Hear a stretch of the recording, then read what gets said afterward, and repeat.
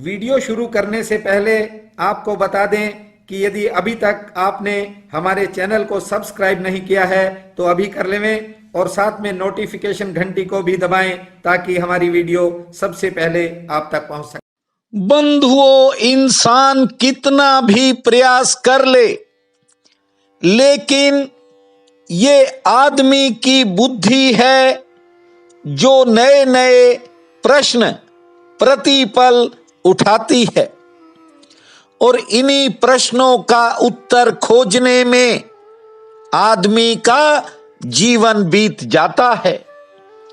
इसलिए निज धर्म कहता है, कभी खुद को धोखे में मत रखना, वरना परमात्मा ने जो ये अमूल्य जीवन की सौगात दी है, ये जिंदगी यूं ही बेकार में चली जाएगी।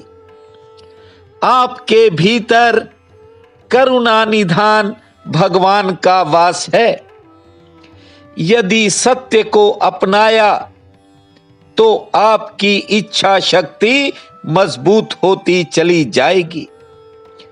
आपके भीतर बहुत कुछ है, लेकिन कई बार हालात आदमी की इच्छा शक्ति को थोड़ा कमजोर कर देते हैं। इसलिए समय, काल और परिस्थिति का हमेशा ध्यान रखा करो। खाली सुनने से काम नहीं चलेगा। जिंदगी को सफल करना चाहते हो तो उन सिद्धांतों को जीवन में उतारना पड़ेगा जो सिद्धांत जीवन की तस्वीर को बदलते हैं। मेरी बात भले ही मत मानो, लेकिन जो आपके भीतर है उसकी बात को जरूर मानना। माना कि बदले हुए हालात कई बार कुछ कामों को करने पर विवश कर देते हैं। कई बार न चाहते हुए भी कुछ समझौते इंसान को करने पड़ जाते हैं, लेकिन ज्ञान वही है जो आपके भीतर से निकलेगा। वह अमूल्य है, उसकी कोई कीमत नहीं है, उसका कोई मोल नहीं है। बहुत बार कुछ लोग ऐसे प्रश्न पूछते हैं कि मेरा फलां व्यक्ति से संबंध था, वह धोखा दे गया। और कई प्रेमी जोड़े तो अक्सर फोन करके नए नए प्रश्न उठाते हैं। बंधुओं, मैं कहता हूं कि हर आदमी के चेहरे पर उसका भाव लिखा होता है। लोग कहते हैं कि हम कैसे पहचाने। इसीलिए निज धर्म ने कहा है कि पहले आप अपने आप को पहचान जाएं, फिर सबकी पहचान आपको हो जाएगी। बंधुओं, चेहरे पर भले कोई कैसा ही भाव बना ले, लेकिन भाव जो है, जो भीतर का भाव है, वह संप्रेषित होता है, एक से दूसरे में चला जाता है, लेकिन उसका पता उसे ही चलता है जो स्वयं को जानता है। इसीलिए प्रतिदिन बार बार एक ही बात को दोहराता हूं। बंधुओं, भगवान शंकर मां पार्वती से कहते हैं कि मैं भरत के प्रेम का वर्णन शब्दों में नहीं कर सकता। भरत राम के भाई थे।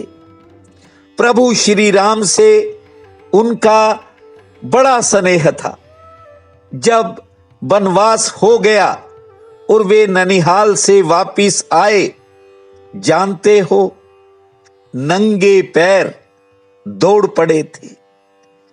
भरत जी की भावना थी कि मेरे राम जी नंगे पैर वन में चल रहे हैं, और मैं तो राम जी का हूं, इसलिए मैं अपने नंगे पैर चलकर ही वहां जाऊंगा।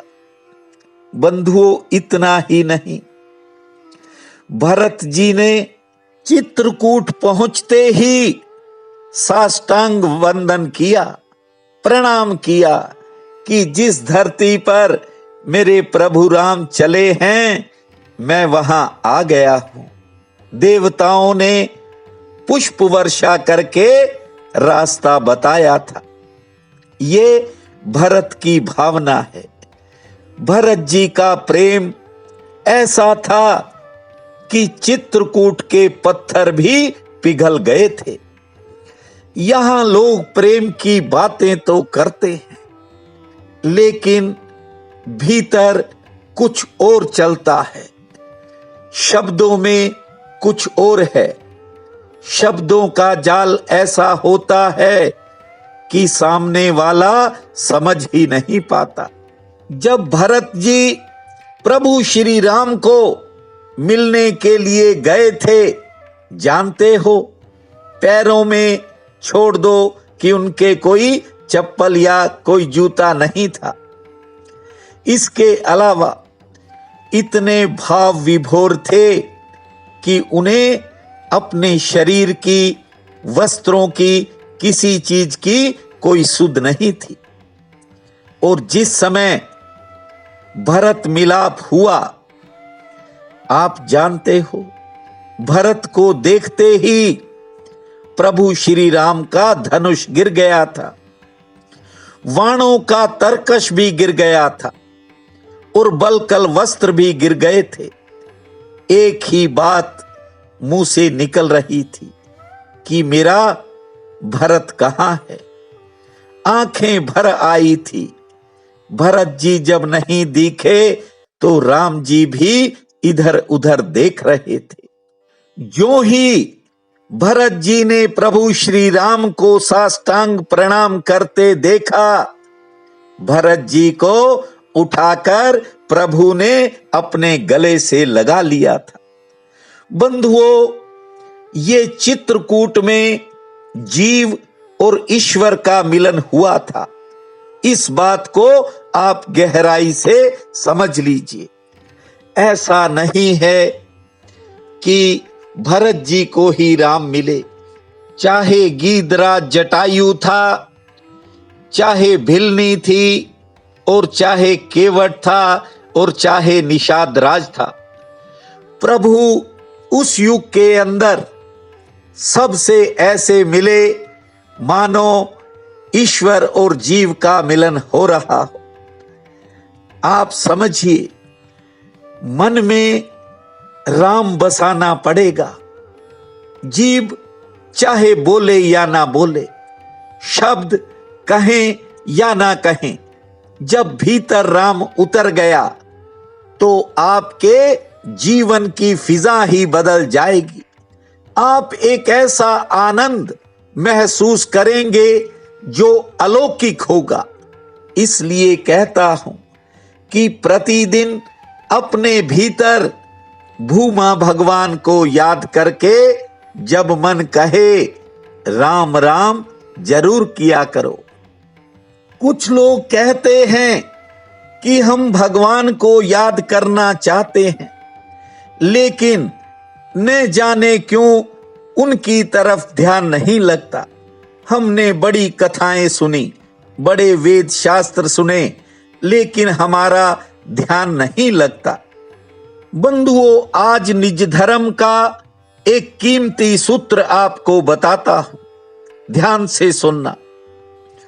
कुछ लोग शब्दों को गोद लेते हैं, सिद्धांतों को गोद लेते हैं। ये तो ऐसा है मानो किसी मां ने दूसरे का बेटा गोद ले लिया हो। आप गोद ले तो लेते हो शब्दों को, लेकिन वे भीतर के तल तक नहीं जाते। कैसे? जैसे बिना गर्भ में बेटे को जन्म दिए मां उसे कैसे अपना मान सकती है। बंधुओं, एक तो गोद लेना, और एक गर्भ में बड़ा करना, 9 महीने तक अपने जीवन में उसे ढालना, ये और बात है। गोद लिया बच्चा और बात है। लाख मान लो कि अपना है, लाख समझा लो दिल को, लेकिन भीतर के तल पर, किसी तल पर गहराई से तो तुम भी जानते हो कि अपना नहीं है। उसे भुलाया नहीं जा सकता और न ही मिटाया जा सकता है। इसलिए बार बार आपसे कहता हूं, जो ये गोद लिया हुआ ज्ञान है, जो तुम्हारे गर्भ में पका नहीं, तुम उसके जन्म की प्रसव पीड़ा से नहीं गुजरे, आपने कोई कीमत नहीं चुकाई। एक बात को याद रखना, बिना कीमत चुकाए जो भी मिलता है वो 2 कौड़ी का होता है। और जिसके लिए इंसान कीमत चुकाता है, उतना ही उसका मूल्य बढ़ता चला जाता है। इसीलिए जिन्होंने जिंदगी को गहराई से जाना, वे कहते हैं कि बिना प्रसव पीड़ा सहन किए, बिना कोख से बच्चा जने स्त्री नहीं होती। स्त्री बनने के लिए बड़ी भारी कीमत चुकानी पड़ती है। बंधुओं, निज धर्म एक ऐसा ज्ञान है, यदि एक बात भी ठीक से भीतर बैठ गई, आप समझ लेना कि परमात्मा का द्वार आपके लिए उसी समय खुल जाएगा। मेरे परिवार वाले, बच्चे और भी शुभ चिंतक मुझे कहते हैं कि आपने ऐसे हालातों में वीडियो डाल रहे हो। उन्हें पता नहीं, उन्हें इस बात का ज्ञान नहीं है। दूसरे के लिए जो दीपक जलाता है, प्रकाश उसके चारों तरफ अपने आप फैल जाता है। बंधुओं, जब मैं बहुत छोटा था तो एक गाना बड़ा बजता था, मेरा जीवन कोरा कागज कोरा ही रह गया। मैंने इन पंक्तियों को बड़ी गहराई से सुना और बचपन से ही मैंने ये सोचा कि जीवन के अंदर भले ही परमात्मा ने कोरा कागज दिया है, लेकिन इस पर लिखने की कोई भी कीमत चुकानी पड़े, मैं पीछे नहीं हटूंगा। समय बीतता गया, बहुत दुनिया देखी, संत महात्माओं के पास गुरुकुलों और आश्रमों में भी रहा, लेकिन जब निज धर्म का पाठ उस महात्मा ने पढ़ा दिया, उसके बाद जानने की कोई जरूरत नहीं रही। इसलिए आपसे हमेशा कहता हूं कि हम और आप इस संसार में रहते हैं, लेकिन निज धर्म कहता है कि संसार और परमात्मा का गणित ये विपरीत हैं, एक दूसरे के उलट हैं। जो संसार में मूढ़ लोग हैं, उनकी बड़ी कदर है। आप इस बात को अपने भीतर मत रखना, बस अपने भीतर की क्षमताओं को जो आपकी अपनी हैं, जो करुणा निधान भगवान ने आपको सौंपी है, उन्हें जागृत करना, उन्हें जगाना। आपको लगेगा कि आपके जीवन की तस्वीर ही बदल गई। आज अश्विन शुक्ल पक्ष की एकादशी है। इसे पापा कुंशा एकादशी के नाम से जाना जाता है। बहुत ही बड़ा पुण्य काल रहेगा। उठते ही धरती मां को प्रणाम करना, फिर 4 कदम पूर्व दिशा में चलकर बैठ जाना, 6 बार लंबी श्वास खींचना और 5 बार ताली बजाना। सुबह शाम 2 बार हनुमान चालीसा का पाठ करना। कोई भी एक फल नारायण भगवान को अर्पित करना और 4 पौधों को जल से सींचना। शाम के समय भगवान विष्णु के सम्मुख एक दीप जलाना। भूमा नारायण लक्ष्मी नारायण, भूमा नारायण लक्ष्मी नारायण, इस महामंत्र को 11 बार जपना समय मंगलमय रहेगा। प्रिय बंधुओं व मातृदेवी शक्तियों, आज 27 अक्टूबर दिन मंगलवार है। आप सबको मेरा नमस्कार है। आज का राशिफल इस प्रकार है। मेष, आज कोई रुका हुआ काम किसी के सहयोग से गति पकड़ेगा। आमदन मध्यम श्रेणी की होगी। परिवार में सेहत संबंधी कोई चिंता बन सकती है। संतान संबंधी कामों में सफलता मिलेगी। वृषभ, कारोबारी सितारे बेहतर हैं। कार्य क्षेत्र से लाभ ठीक होगा। कोई यात्रा संबंधी योजना बन सकती है, से ठीक रहेगी। मित्रों से मिलन होगा। मिथुन, आज किसी नए खर्च से सामना हो सकता है। आमदन का कोई नया अवसर मिलेगा। परिवार में किसी बात को लेकर विवाद या बहस हो सकती है, संयम रखें। सेहत पक्ष ठीक है। कर्क, संतान संबंधी कामों पर कोई खर्च हो सकता है। खरीदारी हो सकती है। व्यापार के लिए उतार चढ़ाव भरा दिन है और कार्य क्षेत्र में व्यस्तता रहेगी। सिंह, आज समय थोड़ा संघर्षपूर्ण रह सकता है। पाचन क्रिया या फिर कोई शारीरिक कठिनाई आपके मन को घेर सकती है। मेहमान आ सकते हैं। आमदन ठीक होगी। कन्या, मन में विचारों की उथल पुथल रहेगी। कोई नई योजना बन सकती है। कारोबारी सितारे ठीक है। स्वास्थ्य पक्ष थोड़ा प्रतिकूल है। तुला, आज किसी पुरानी झंझट से छुटकारा मिलने का योग है। कार्य क्षेत्र में काम का बोझ रहेगा। आमदन के लिए समय ठीक रहेगा और किसी के साथ विचारों का टकराव हो सकता है। वृश्चिक, किसी विशेष काम में आपका समय लगेगा। व्यापार से धन लाभ ठीक होगा। कोई अच्छा समाचार आ सकता है। सेहत लगभग ठीक रहेगी। धनो, आज कोई पारिवारिक परेशानी मन को घेरेगी। कोई खर्च भी होगा। सेहत ठीक रहेगी। व्यापार में विस्तार की कोई योजना बन सकती है। आमदन के लिए दिन ठीक रहेगा। मकर, दूसरों के काम आपकी किसी योजना को प्रभावित कर सकते हैं। आज सचेत रहें। आर्थिक लाभ मिलने से मन प्रसन्न होगा। किसी करीबी से थोड़ी कहासुनी हो सकती है। कुंभ, आज नौकरी से संबंधित काम आसानी से निपटेंगे।